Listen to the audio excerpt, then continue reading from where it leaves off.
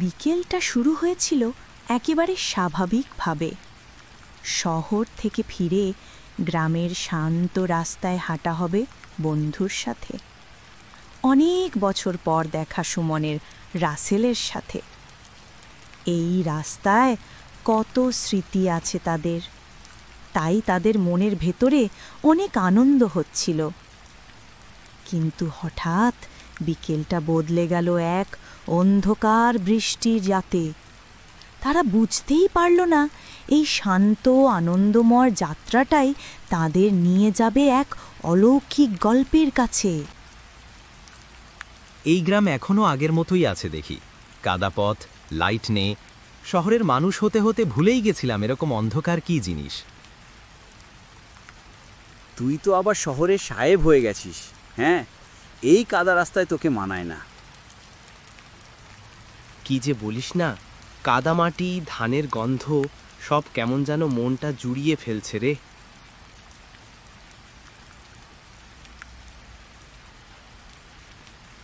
মনে আছে স্কুল পালিয়ে এই রাস্তা দিয়ে কত দৌড়াতাম সেই দিনগুলো? কি আনন্দই না ছিল।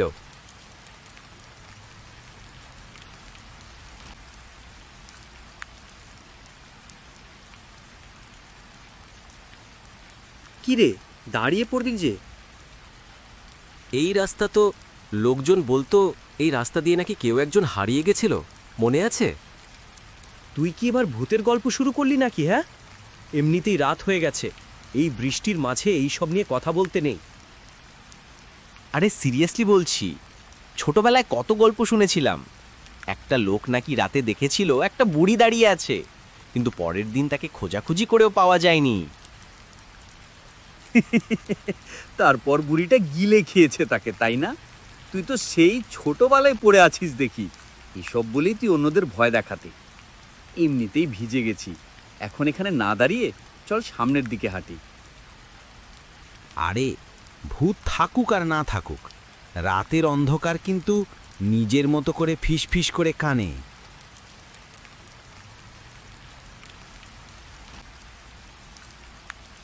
চারপাশ নিস্তব্ধ, বৃষ্টির ঝুম শব্দ। আমার ছোটবেলায় আমার দাদু বলতো এই বৃষ্টির দিনে নাকি যেদিন বিদ্যুৎ থাকে না সেদিন মৃত আত্মারা নাকি হাঁটে পথে পথে। আরে সেই প্রেতাত্মারা বোধহয় আমার পিছু নিয়েছে। দেখ, এক্ষুনি কেউ একটা গাছের পিছনে দাঁড়িয়ে থাকবে। বুঝলি, এসব মজা করার জিনিস না। এখন গ্রামে বহু কিছু শোনা যায়। আমার বাড়ি যাওয়ার পথে ওই বটতলা তো পড়েই যায়। তাহলে আজকে কিছু স্পেশাল হবে বল? গল্প তো অনেক বললি, এবার দেখা যাক বাস্তবে কি হয়। আস্তে আস্তে বৃষ্টি বাড়তে থাকে আর তারা দ্রুত হাঁটতে থাকে। সামনে আবছালয় দেখা যায় দুজন লোক হারিকেন হাতে এগিয়ে আসছে। তারা যতই হাসাহাসি করছিল, মনটা কিন্তু সত্যিই ভার হয়ে আসছিল। বৃষ্টির রাতে পথ যতই অচেনা হয়ে আসছিল, ততই যেন অতীতের গন্ধ ফিরে আসছিল।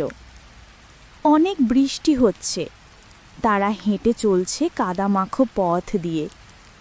সামনে দেখা গেল সেই লোক দুজনকে।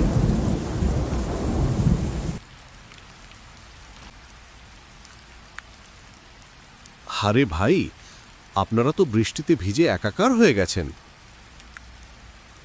হ্যাঁ, ভিজে একেবারে গোসল হয়ে গেছে। গ্রামের বাইরে থাকি তো চাচা, বহুদিন ধরে গ্রাম দেখা হয় না, তাই ভাবলাম বন্ধুকে নিয়ে একটু ঘুরে আসি। কিন্তু বৃষ্টি এসে যে এভাবে ভিজিয়ে দিবে বুঝতেই পারিনি। ভিজলেও মন্দ লাগছে না, অনেক দিন পরে ভিজলাম। তা আপনারা কোথায় যাবেন শুনি? আমার বন্ধু যাবে হরিপুর গ্রামে, আর আমি পাশের গ্রামে। হরিপুর?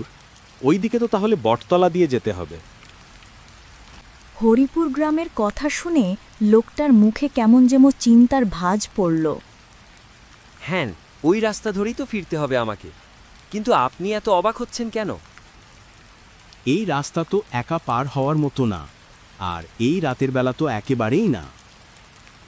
আরে ভাই, ভৌতিক গল্প শুরু করলেন নাকি? চল রে ভাই, অনেক দেরি হয়ে যাচ্ছে, এখানে থাকা আর ঠিক হবে না। অনেক রাত হয়ে গেছে। এটা গল্প না, কথাগুলো বিশ্বাস করবেন কিনা জানি না, তবে এটাই সত্যি। তার মধ্যে আজ ঝড় বৃষ্টির রাত। আরে না না, অত ভয় পাবেন না, এসব গ্রামের গুজব। বাতাসে একটু চাপা গন্ধ থাকলে সবাই ভূতের গল্প বানায়।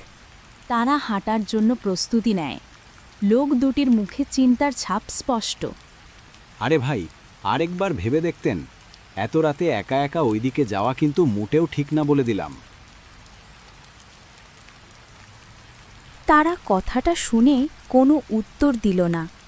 তারা দুজন দুজনকে বিদায় জানিয়ে যে যার বাড়ির দিকে হাঁটা শুরু করল।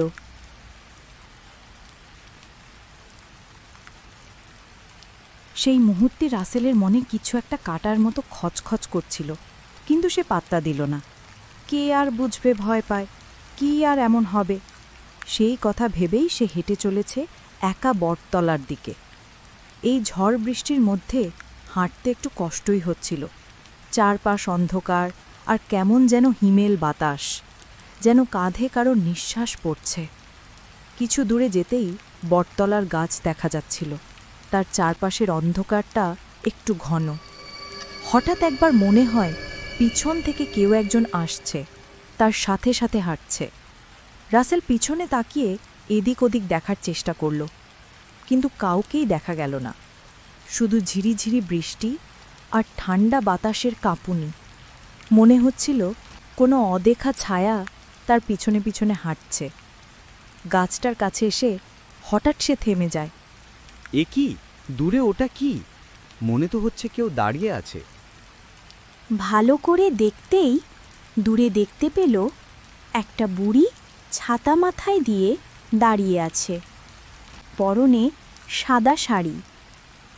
সে গাছের নিচে যেতেই বুড়ি তাকে বলল,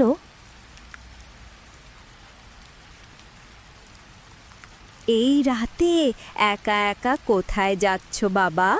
সামনেই আমার বাড়ি, এসো একটু বিশ্রাম নিবে, চলো। না ধন্যবাদ, আমার বাড়ি এখান থেকে খুব একটা দূরেও নয়, কোনো অসুবিধা হবে না যেতে। এই রাস্তা দিয়ে যে একবার আসে সে আর ফিরে যায় না, চলো এসো আমার সাথে, এসো। রাসেল তার কথা না শুনে যখন সামনের দিকে হাঁটতে লাগলো, তখন সে হঠাৎ করেই তার সামনে চলে এলো। বুড়িটা ধীরে ধীরে তার চেহারা বদলাতে থাকে, আর সে ভয়ঙ্কর ভাবে হাসতে থাকে। চারদিকে থেকে কতগুলো ছায়া রাসেলকে ঘিরে ধরে। সে বুঝতে পারে তার সাথে খারাপ কিছু ঘটতে চলেছে। কে আছো? বাঁচাও, বাঁচাও! রাসেল দৌড়াতে চাইল, কিন্তু পারল না। তার পা যেন মাটিতে আটকে গেছে। সে একটুও নড়তে পারল না। ছায়াগুলো তাকে ঘিরে আছে।